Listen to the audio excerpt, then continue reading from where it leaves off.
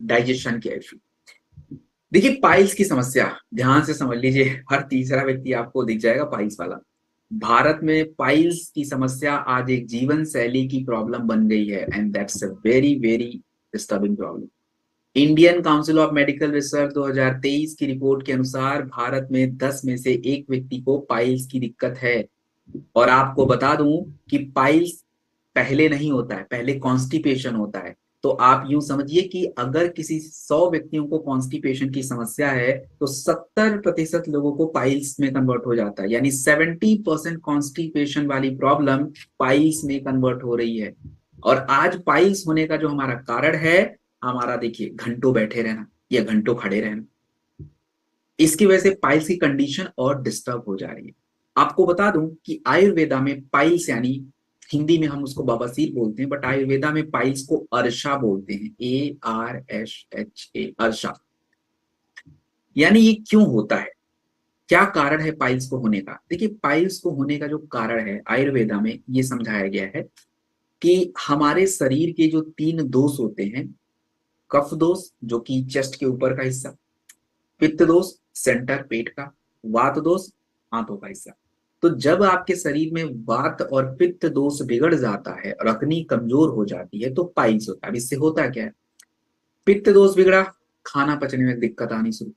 वात दोष बिगड़ा, नमी चली जाएगी, रूखापन आ जाएगा, आंतों में ड्राइनेस आ जाएगा, जो टॉक्सिन है जो स्टूल है बाहर नहीं आएगा, and that's what piles is. तो अगर हम बात करें कि पाइलोडॉक में ऐसा क्या तत्व है जो आयुर्वेदिक सिद्धांतों को फॉलो करता है, हमको फायदा करेगा, तो देखिए इसमें सबसे इंपॉर्टेंट क्या होता है, पाइल्स में आपकी अपने जो आंतें होती, जो गट होता है उसको सपोर्ट करना जरूरी होता है, क्योंकि वो ड्राई हो जाता है, वहां पे जलन होनी शुरू हो जाती है, टिश्यूज खराब हो जाते हैं।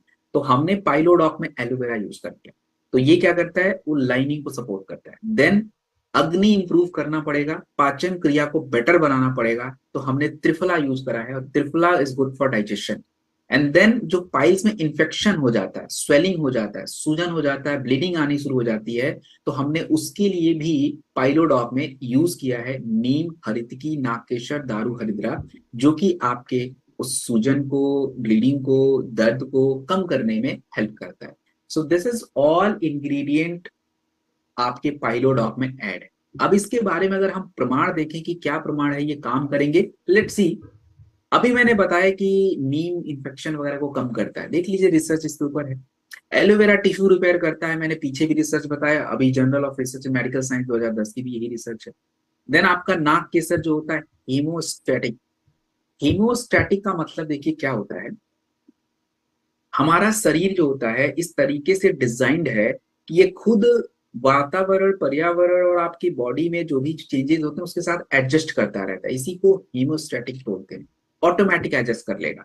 तो नाक केसर उसके लिए बहुत इंपॉर्टेंट होता है। और हरितकी, हरितकी जो होता है मैंने त्रिफला में बताया था, हरितकी बहुत अच्छा माना जाता है आंतों के स्वास्थ्य के लिए, गट हेल्थ के लिए माना जाता है।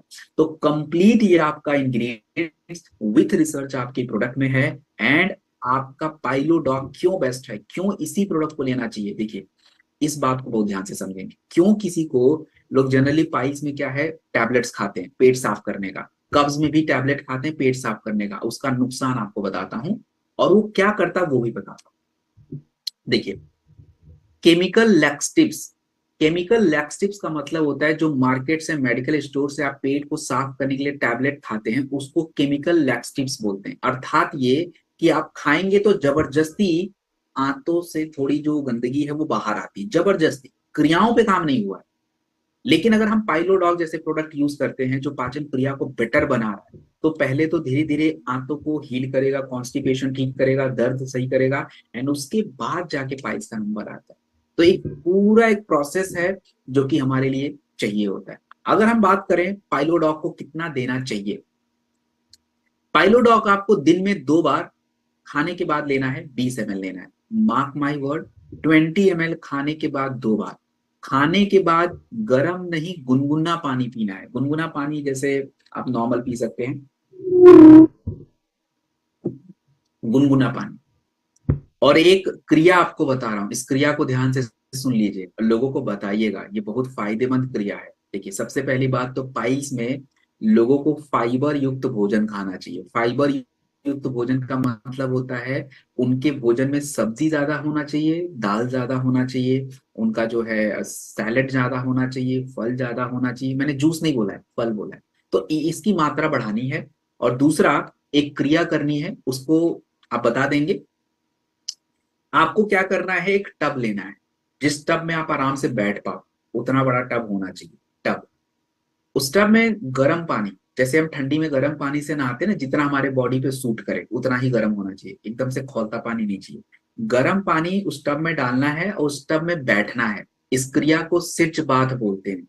तो जब ये क्रिया करते हैं ना, तो पाइल्स में जो एक दर्द रहता है, सूजन रहता है, उसमें बहुत ज्यादा फायदा मिलता है। It's Ayurvedic process. तो आप इसको बोल सकते हैं, ये कर सकते हैं, अच्छी क्रिया है, बहुत ज्यादा फायदा प्रोडक्ट के साथ। वी कैन एडवाइज दैट, इसमें कोई नुकसान की बात नहीं है। तो मैं फिर से बता देता हूँ, सिज बात मैंने आपको बताया करने के लिए। टब लेना है, जिस टब में आप बैठ पाए। आपको कुछ देर बैठना है, कितना देर, 15 मिनट, 20 मिनट, आपकी जितनी इच्छा है। और पानी का टेम्परेचर उतना ही होना चाहिए जितना आपका बॉडी सूट कर ले, पता, एकदम गर्म पानी नहीं लेना है। चलिए।